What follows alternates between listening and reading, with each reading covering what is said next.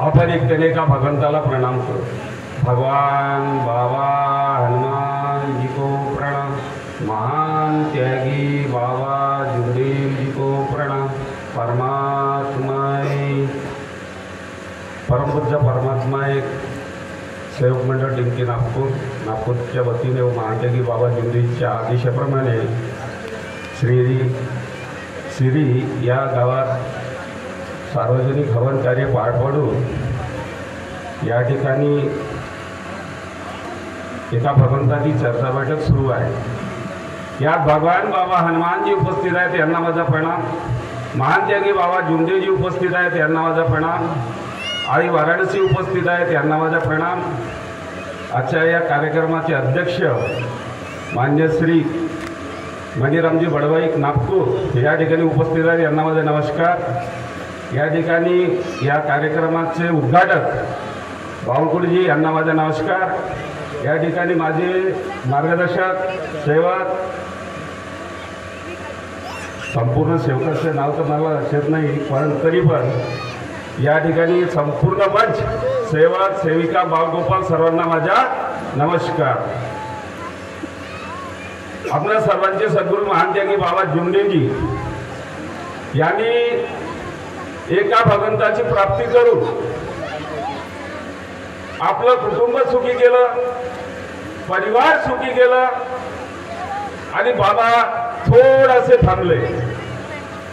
एकदम बाबा तुमसरला नाही आले, नागपूर भंडाऱ्याला नाही आले, अजून कुठेच नाही गेले, थोडेसे त्यांचं परिवार सुखी झाल्यावर बाबा थांबले, एकदम आपल्यापर्यंत आले नाही। मग कशी आले, कसं आपल्याला भगवंताची प्राप्ती झाली आणि कसं आपल्याला परमिशन मिळालं। बाबांनी कुटुंब सुखी केला, परिवार सुखी केला आणि थांबले असताना बाबाच्या मुखातून परमेश्वर बोलले, अरे म्हणे तू सुखी झाला, तुझा कुटुंब सुखी झाला, तुझा परिवार सुखी झाला म्हणून तुझा उद्धार झाला का? नाही, तुझा उद्धार नाही झाला आहे म्हणे। मग त्याच्यासाठी काय करायला लागेल म्हणजे तुला, कारण की तुझ्यासारखे या भारत देशामध्ये खूप असे दारिद्र्य कष्टी लोक आहे म्हणे, यांना जर तू मार्गदर्शन करतील ते सुखी होतील, त्या दिवशी तुझा उद्धार होईल, तोपर्यंत होणार नाही।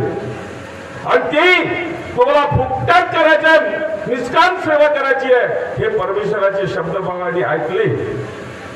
बाबांनी वचन दिलं, वचन दिल्यानंतर बाबा नागपूर शहरापासून तर आमच्या खेड्यापाड्यापर्यंत जसजसे दुःखी कष्टी लोक मिळत गेले, त्यांना मार्गदर्शन करत गेले आणि समोर चालत गेले आणि तेही परपंच साधून परमार्थाचे कार्य केले। असं नाही कोणाकडून आत्मतून घेतले आणि मी करून आलो असं नाही, असं करत करत करत सेवक वाढत वाढत वाढत चालत राहिले।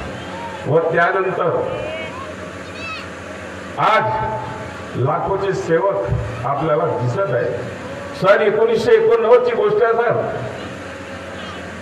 माणिकरावजी बडवाईक या ठिकाणी बसलेले आहे, ते होते त्या ठिकाणी कार्यक्रमात। ज्यावेळेस सेवक संमेलन उमरेड या ठिकाणी 1989ला होतं आणि त्या ठिकाणी मी उपस्थितीत होतो आणि त्या ठिकाणी जेव्हा मी गेलो WCL पासून जेव्हा रांग लागली होती हरीश 3 किलोमीटर सेवकाची, मला असं वाटलं तर मी कुठं आलं, कारण की पहिल्यांदा तो सेवक संमेलन मी पाहायला गेलो होतो तिथं, नाही तर सेवक संमेलन होत नव्हतं, दिसत नव्हतं। तेव्हा ज्या वेळेस गेलो तेव्हा बाबाच्या रथ समोर मागे सेवकांची रांग आणि कार्यक्रमस्थळी संपूर्ण पोहोचल्याच्या नंतर बाबाचं स्वागत झाला, मार्गदर्शकाचं स्वागत झाला आणि त्यानंतर भाषण होतातच, माहिती मार्गदर्शक होतात। मार्गदर्शक सेवकांचे झाले, मार्गदर्शकांचे झाले आणि शेवटच्या मार्गदर्शक म्हणजे कोणाचं, बाबा जुमदेवजीचे अध्यक्ष मार्गदर्शन। बाबा जुमदेवजीचे अध्यक्ष मार्गदर्शन सुरू झालं त्यावेळेस या माईकच्या खाली समजून घ्या, एखाद्या फर्च्युअल टाईटनी जर पडली ना तिचा आवाज येऊ शकत होता, इतके स्मूथ सेवक बसले होते आणि ऐकत होते, ते मी आपल्या डोळ्यांनी पाहिलं। त्यावेळेस बाबा जुमदेवजीच्या मुखातून काय शब्द निघाला असेल समजून घ्या, मी सांगतो तुम्हाला, कारण की मला त्यावेळेस 1989 बाबाच्या मुखातून निघालेले शब्द आजही माझ्या डोक्यामध्ये शिरलेले आहेत आणि आजही मी मार्गदर्शन करतो कुठेतरी।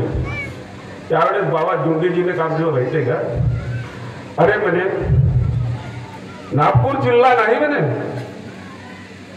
नागपूर जिल्हा नाही म्हणे, भंडारा जिल्हा नाही, अख्खा महाराष्ट्र नाही म्हणे. त्यावेळेस विदर्भ होता एकदम डायरेक्ट महाराष्ट्राच्या गोष्टी ते बाबा झुंदेजी का म्हणलं, नागपूर जिल्हा नाही, भंडारा जिल्हा नाही, अख्खा महाराष्ट्र नाही, अख्खा भारत देश नाही, अख्खा जग या परमात्मामध्ये आलं तरी बाबा हनुमानजीची शक्ती कधीही कमी पडणार नाही. हे शब्द बाबा झुंदेजीचे मी त्यावेळेस ऐकले, तर अजूनही माझ्या मेमोरीमध्ये अजूनही फिट आहे आणि तेच अजून सुरूच आहे. पण मला एक थोडंसं अजून त्याच्यापेक्षा जुनं, कारण की या गावाला मी पहिल्यांदाच आलो. येथून 2 वर्षाच्या आधी इथलं मार्गदर्शन सांगितलं का तुम्ही आमच्या गावाला या, आणि एका ठिकाणी त्यांनी माझं मार्गदर्शन ऐकलं तर तेच मार्गदर्शन मला थोडंसं सांगायचं आहे. म्हणजे केव्हाच बाबाच्या खैयाबीतलं आणि बाबाच्या अमोलसोबतचं माझं मार्गदर्शन म्हणजे असं काही नाही. कारण की मी एक नवीन सेवक 1986ला परमात्मामध्ये मार्गात आलो आणि नवीन असताना 1-2-4 लोक जुने होते. तर सकाळी विनंती किती वाजता केली पाहिजे याच्यावर चर्चा होत्या सुरू आमच्या. एक म्हणते 5 वाजता झाली पाहिजे, एक म्हणते 5:30 झाली पाहिजे, एक म्हणते 5 ते 6 केव्हाही चालते. आता मी थोडंसं थांबून गेलो. आपण कसं नवीन सेवक म्हणजे जुन्या सेवकांशी किंवा अजून कोणी असले त्यांच्याशी जास्ती बोलायचं नाही माझ्या मनात होतं. पण एवढं होतं की मी आठवड्यातून एकदा नागपूरला जात होतो. मार्गात नव्हतं कारण की एक मी मोटरसायकल मिस्त्री होतो, तर मला आठवड्यातून एकदा जायला लागेल. तर त्याच्यामध्ये मी कसं आहे की जेव्हा माझं थोडंसं काम झालं का मी पटकन पुढे जात होतो टाकीजमध्ये, पुण्या राजविलास टाकीज महालवरती. आणि जेव्हा मी परमात्मामध्ये वळलो तर तिकडला रस्ता बंद झाला, तर माझा रस्ता कोणाकडला सुरू झाला, बाबा झुंदेजीच्या निवासस्थानच्या. तर त्यावेळेस मी बाबाजवळ गेलो, बसलो आणि बाबाला विचारलं. थोडा भेद होतं मनात, कारण की पोट्टीशाही काम होतं तेव्हा आपलं, काही शाहीला नव्हतो आपण. आणि म्हणून असं होतं की बाबाच्या समोर बसल्यावर हिंमत करणे आणि बोलणे हे आजची ताकद बी नव्हती होत. तरी मी थोडासा कुठून काढून इकडून तिकडून ताकद लागली. थोडंसं बाबाला विचारत होतं कोणता नाही कोणता प्रश्न. बाबा म्हणत होतं माझ्या गावामध्ये काही सेवक म्हणते का 5 वाजता विनंती केल्या पाहिजे सकाळची, कोणी म्हणते 5:30, कोणी म्हणते 6. हे कसं बाबा म्हणतो, असं काही वेळ नाही का आपल्याला त्याच वेळेस विनंती झाल्या पाहिजे. सेवकांनो, बाबा झुंदेजीनं त्यावेळेस कोणती वेळ दिली असेल, कोणती घडी दाखवली असेल, दाखवली आणि घडी दाखवली कशी आहे ते सांगून देतो. बाबा झुंदेजीने पूर्वेकडलं तोंड केलं आणि हा बोट काढला. लक्षात ठेव जा, हा बोट काढल्यानं काय म्हणलं माहिती आहे, याला पांढरा नको होऊ द्यायचं तर तुझं झालं पाहिजे. का करायचं तू करत समजून घ्या तुम्ही. एवढं सांगितलं. त्याच्यानंतर मी थोडंसं शॉर्टकटमध्ये घेतो कारण की वेळ खूप झालेला आहे. तर मग हा इथं निपटला, माहीत झाला, टाइम झाला का नाही, म्हणजेच आपल्याला हा पांढरा व्हायच्या पहिले ज्योत लागल्या पाहिजे हे समजून घ्या तुम्ही. झालं. त्याच्यानंतर एक सेवक असं होता का तो दिवसभर काम करेल, एकाच्या वावरात संध्याकाळी याला ढोरं वाजता पाडले का मग आम्हाला सांगायला की माझ्या घरी येणे 8 वाजताचे हवं नाही. तर ठीक आहे बाबा, आम्हाला काय करायचं, नवीन सेवक त्याच्या घरी 8 वाजता जात, रात्रीचे 10 वाजून जाईल. एक लेखाच्या दुपारी 12 वाजता हवं करे, चल तू या म्हणत आहे, आम्हाला काय करायचं, आम्ही 12 वाजता त्याच्या घरी जाऊ. पण बोलायचं नाही, हा रात्री काम करते तो दिवसा काम करते, काही बोलायचं नाही. हा आपला उद्देश होता, बोलायचं नाही, कोणाशी मुजरी करायची नाही. कारण की बाबा होते ना आपल्याला विचारायला, आपण काय घेतो. मग त्याच्यानंतर अशीच शिकायत घेऊन मी कुठं गेलो, बाबाकडे गेलो. बाबाकडे गेल्याच्या नंतर बाबाला पुन्हा अजून घेत विचारलो, बाबा असं असं आहे, भागात एक रात्री करते एक दुपारी करते, हे कसं बाबा आपल्याला काही समजलंच नाही. त्यावेळेस मी खेड्यातला माणूस, मला कोणती वेळ दिली समजून घ्या. मल्हार साहेबांना माहित आहे, यांच्या एरियामध्ये मी पार्टीला आलो होतो तेव्हा हे मार्गदर्शन केलं होतं. त्यावेळेस बाबा झुंदेजीने मला कोणती वेळ दिली सर, खेड्यातला माणूस. अरे म्हणे, पहा का बोलले बाबा, कोण्या भाषेत बोलल्या. अरे म्हणे, गुरं रानात जातात. का म्हणले, गुरं रानात जातात तर गुरं रानात यायच्या आधी तुझं झालं पाहिजे. का झालं पाहिजे तर समजत होतं, आता नाही झालं. बरोबर आहे. अशा पद्धतीनं त्यावेळेस थोडासा भेदभेद काही विचारलं, काही समजलं. पण आता थोडंसं एक विचारतो, कारण मी शॉर्टकटमध्ये पहिलं सांगतो, थोडक्यात निघतो आपल्याला. आता असं आहे आपण सगळे लोक या ठिकाणी निर्व्यसनी आहोत, बरोबर आहे.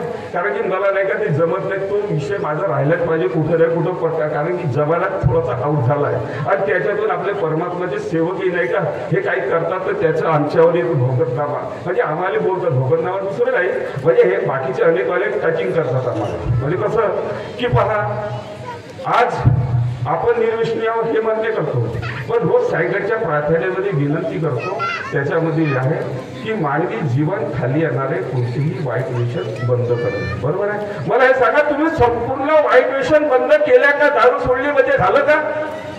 नाही, तुम्ही त्याच्याही पेक्षा वरच्या लेवलच्या नाही का शव करत आहेत आणि व्यसन करत आहेत. ते शव म्हणजे ते व्यसन म्हणजे ठर्रा, बरोबर आहे. अच्छा, तुम्ही तर करता या मावल्याला कुठचं माहीत, यायला शिकवलं तुम्ही नाही, ह्या घ्यायला गेल्या. पण आता कंडिशन अशी आहे, आमच्या खेड्यात जास्तीत जास्त साहेब नजर साहेब, तुमच्या नागपूर शहरात कमी आहे, पण आम्हाला माहिती चांगलं अनुभव आहे. माझ्याकडे 10 एकर मिरची राहते, त्याच्या 100 मधून माझ्याकडे काम करते ना, तर मी जसं पाथाले लावलं तर जेव्हा मग दुसऱ्या दिवशी बसाच्या पाया तर थोडंसं फिरतो पाहतात कोणाकडे कसं झालं म्हणून, तर त्यावेळेस जिल्ह्या दिसते तर माणसाले म्हणतो ह्या जिल्ह्या कुठचे आले रे? अरे आजी तुम्हाला बाबूजी माहित नाही का? म्हणलं नाही. अरे ह्या पाया खात्यात म्हणे, मला माहिती नाही, तर याच्यापर्यंत मन येत होता, बरोबर आहे. ठीक आहे. आता हे मला सांगा, आमच्या काळामध्ये आहेत, माझ्या काळात लोक आहेत इथं, बरोबर आहे. तर त्या काळात कसं होतं, पती जेवण करत असला, बरोबर आहे, आणि उरलेलं अन्न जर असलं काय तुला माहित आहे, ते बसली आहे पांढऱ्या केशवाली, कारण की ती नाही का पुण्यात किंवा नालीत नव्हती टाकत तो अन्न, ते प्रेमानं खात होती. कारण की त्याच्यामध्ये पती पत्नीचं प्रेम वाढते म्हणून ते फेकत होती, कुंड्यात गुंडे तर खात होती. आणि आजच्या जमान्यात असं आहे, याच्या जेवण झाला, तिच्या जेवण झाला का त्यानं खरा काढलं का हिरे वरचे चल घे खाऊन का प्रेम वाढते. बारे प्रेम तसं नको करा मेरे बाप. आज भगवंताच्या चर्चा बैठक मध्ये बसलाय, परमेश्वर समोर आहे. तुम्ही आज जर खात असाल तर त्याला येतं बाबाच्या समोर सोडून द्या आणि परमेश्वराला सांगा का मी आजपासून खरा खात काय आणि खरं सोडलं, हे करून टाका तुम्ही, खूप चांगलं होईल. याच्यामध्ये अजून एक शेवटचा शब्द सांगतो याच्यातलं, कारण की प्रत्येक व्यक्ती हे थोडी सांगते कॅन्सर होते वगैरे वगैरे, सगळ्याला सांगायची गरज नाही. पण एक कॅन्सरपेक्षा नाही का मोठा भयानक काम होते हे जे तरुण मुलं आहेत ज्यांचे लग्न नाही झाले, बरोबर आहे. इकडे ह्या तरुण मुली आहेत ज्यांचं लग्न नाही झालंय, हे खरं खाते हे काही कमी नाही आहे, बरोबर आहे. पण यांना माहित नाही का समोर का होईल, यांना का माहिती आहे, काहीच नाही माहित. अरे तो खाते तर मी खातो, ते खाते तर मी खातो, असं सुरू आहे. पण याचा अर्थ काय होते माहिती आहे, यांच्या शरीरातले जे मुलं बाळ होण्याचे जे जीवाणू असतात ना, ते पुढे लठ्याने नाहीसे होऊन जातात. कशामुळे? या निकोटीन जे तंबाखूमध्ये असते ना त्या पदार्थामुळे. म्हणून मग लग्न झाल्यावर म्हणते मले पोरगं झालं नाही, तिले म्हणते तो नाही झाला, हे काहून नाही होत, याचं कारण तो आहे. म्हणून म्हणतो मेरे बाप, आता जे कोणी असतील बायांपैकी त्याने येतं आणून टाकून द्या, कोणी पुरुष असतील त्यांनी आणून तिथे टाकून द्या आणि परमेश्वर आजपासून मी खरा सोडलं. ठीक आहे, नसतील खात नको, असंच राहा, आनंदात राहा, मला काही व्हायचं नाही. म्हणून म्हणतो बाबांनी दिलेला तत्वशोधन यावं पालन तुम्ही करा, मी करीन, एवढेच बोलतो. आपले 2 शब्द पूर्ण करतो. सर्वांना माझ्या नमस्कार.